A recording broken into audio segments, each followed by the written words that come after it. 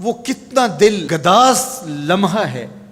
قرآن نے اس منظر کو بیان کیا کہ جب حضرت خلیل اللہ نے خواب دیکھا، اپنے بیٹے کو ساتھ لے کر کے وادی منع میں پہنچتے ہیں، اور جو ارادہ تھا، عزم مصمم تھا، اس کا اظہار اپنے بیٹے کے سامنے کیا تاکہ اس نیکی میں بطیب خاطر یہ بھی شامل ہو جائے۔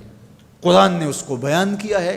ایسی انوکھی کہانی آپ کو کہیں نہیں ملے گی، ایسی سچی کہانی اور عظیمت کی دل آویز داستاں کہ باپ اور بیٹا دونوں بیٹھ کے گفتگو کر رہے ہیں۔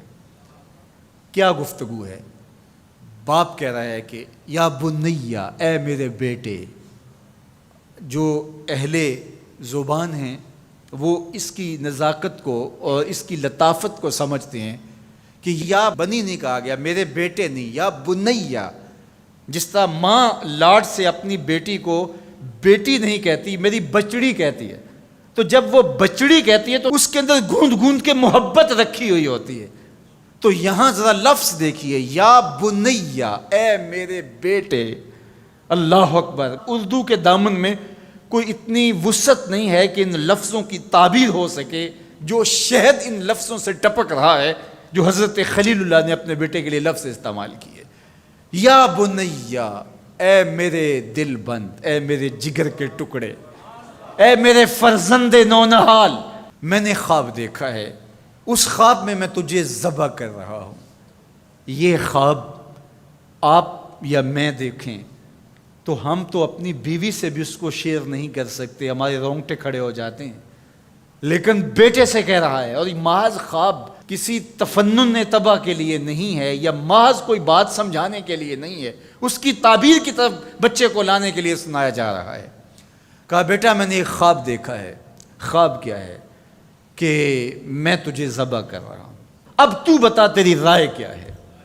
اللہ اکبر۔ اب باپ بیٹے سے کہے کہ میں تجھے ذبح کرنا چاہتا ہوں تو بیٹے کا رد عمل کیا ہوگا؟ کوئی بھی تصور اپنے بیٹے کو کر کے سوچے کیا رد عمل ہوگا؟ اس کی آنکھیں پھٹی کی پھٹی رہ جائیں گی، وہ باپ کے ہوش و حواس پہ شک کرنے لگ جائے گا، کہے گا کیا بول رہے ہو، ہوش ٹھکانے ہیں؟ باپ ہو، سفاک ہو، کیا لہجہ ہے تمہارا، مجھے ذبح کرو گے؟ لیکن یہ فیضان نظر تھا یا کہ مکتب کی کرامت تھی؟ سکھائے کس نے اسماعیل کو آداب فرزندی؟ اقبال پوچھتے ہیں کیا تھا جس نے اسماعیل علیہ السلام کو آداب فرزندی سکھائے؟ وہ مکتب کی کرامت بھی تھی اور وہ فیضان نظر بھی تھا۔ فیضان نظر باپ کا تھا اور پہلا مکتب ماں تھی۔ سیدہ ہاجرہ نے سکھایا تھا باپ کی بات کیسے مانی جاتی۔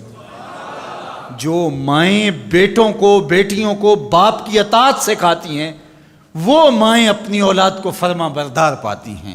ماں کے ہاتھ میں اولاد کی تربیت کا جوہر ہوتا ہے۔ یہ سیدہ ہاجرہ کی تربیت بول رہی ہے جب باپ نے کہا بیٹے میں تجھ کو ذبح کرنا چاہ رہا ہوں، کتنی بڑی بات ہے۔ آنکھیں پھٹی کی پھٹی رہ جاتی۔ یہاں بیٹا کوئی جواب نہ دیتا، اس سکتے کے عالم میں گردن جھکا دیتا۔ مکمل اطاعت کہلاتی، انقیاد امر کہلاتا، امتثال حکم کہلاتا۔ باپ کہتا میں تجھے ذبح کرنا چاہتا ہوں، بیٹا خاموش ہو جاتا۔ السکوت من الرضا، لمحے حساس ہوں تو خاموشی بھی رضا مان لی گئی تو بیٹا صرف خاموش ہو جاتا، سر جھکا لیتا، یہ کافی تھا۔ انقیاد امر تھا، حکم کی تعمیل تھی، امتثال امر تھا۔ لیکن بیٹا کیا کہتا ہے؟ یا ابت افعل ما تؤمر، ابا جی جو کرنا ہے کر گزریے۔ باپ نے جو پوچھا تھا وہ ذبح کے حوالے سے پوچھا تھا، تو ذبح کا جواب ذبح سے مکمل امتثال امر ہے۔ لیکن بیٹا دو قدم آگے بڑھ کے کہتا ہے یا ابت، اے میرے پیارے باپ۔ اب اس میں بھی بیٹے کا لہجہ تبدیل نہیں ہوتا۔ جب باپ ذبح کرنے کا کہہ رہا ہو اس وقت میرے ابو کہنا یہ امتثال امر کی انتہا ہے۔ اور آگے کیا کہا؟ افعل، کر گزریے۔ یہاں یہ نہیں کہا ذبح کیجئے، باپ نے کہا ذبح کرنا چاہتا ہوں، لیکن ذبح کے جواب میں ذبح نہیں آیا۔ ذرا دل تھام کے بیٹھیے، کتنا امتثال امر اور مکتب کی کرامت کا کیسے ظہور ہوتا ہے۔ یا ابا تفعل ما تؤمر، اے ابو ذبح کیا، جو بھی کرنا ہے کر گزریے۔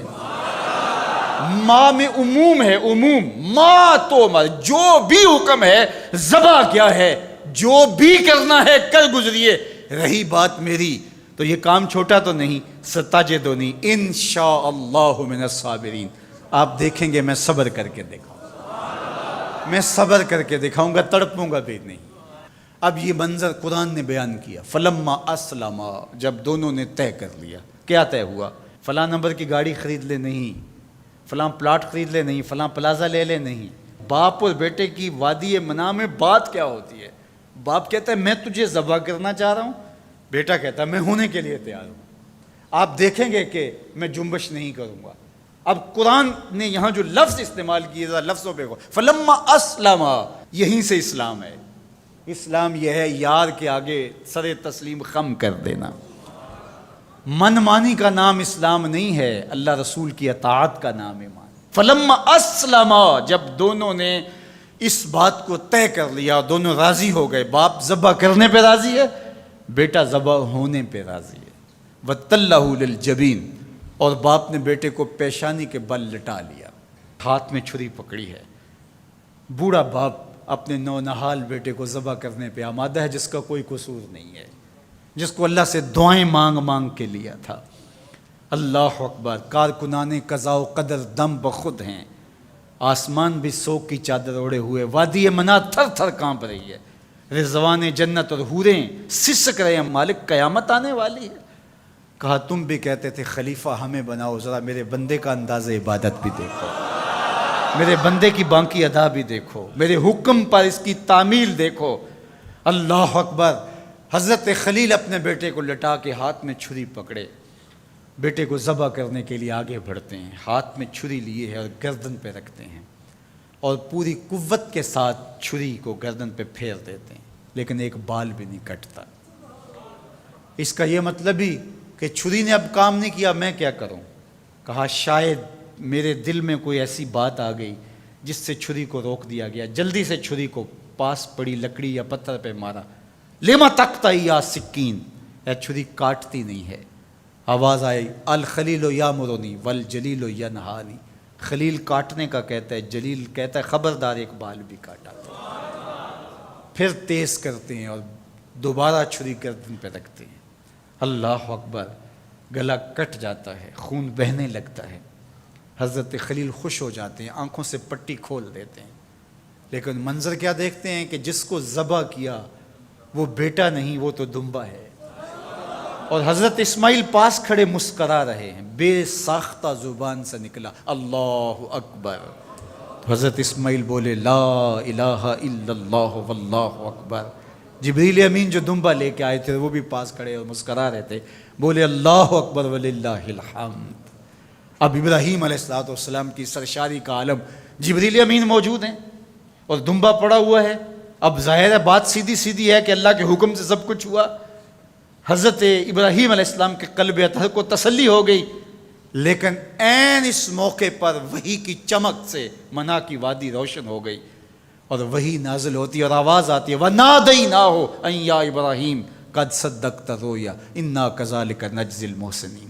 عین اس موقع پہ ہم نے بھی آواز دی، ابراہیم بس تو نے واقعی خواب پورا کر دکھایا، ہم نے تیری سنت کو قیامت تک باقی رکھا، اور اس تیری نشانی مٹنے نہیں پائے گی۔ صدیاں بیتنے کے بعد آج بھی منع کی قربان گاہ سے لے کر دنیا کے آخری کونے تک سنت ابراہیمی کو زندہ کیا جاتا ہے۔ اللہ اکبر، کتنا جگرا تھا اس باپ کا اللہ کی رضا کے لیے۔ خلت کے تاج یوں نہیں ملتے، عظمتوں کی معراج یوں نصیب نہیں ہوتی۔ باپ بیٹے کو ذبح کرنے کے لیے آمادہ ہو جاتا ہے۔ ہمارے ایک بزرگ کہا کرتے تھے بیٹے ہر بندے کا کوئی نہ کوئی اسماعیل ہوتا ہے، جب تک وہ اپنے اسماعیل کی گردن پہ چھری نہیں رکھتا اللہ کی دوستی نصیب نہیں ہوتی۔ اپنی خواہشات کی گردن پہ، اپنی آرزوؤں کی گردن پہ چھری پھیرو، اللہ کے لیے محبوب سے محبوب چیز قربان کرنے کے لیے آمادہ ہو جاؤ، پھر تمہیں وہ اپنی قربتوں سے مالا مال کرے گا۔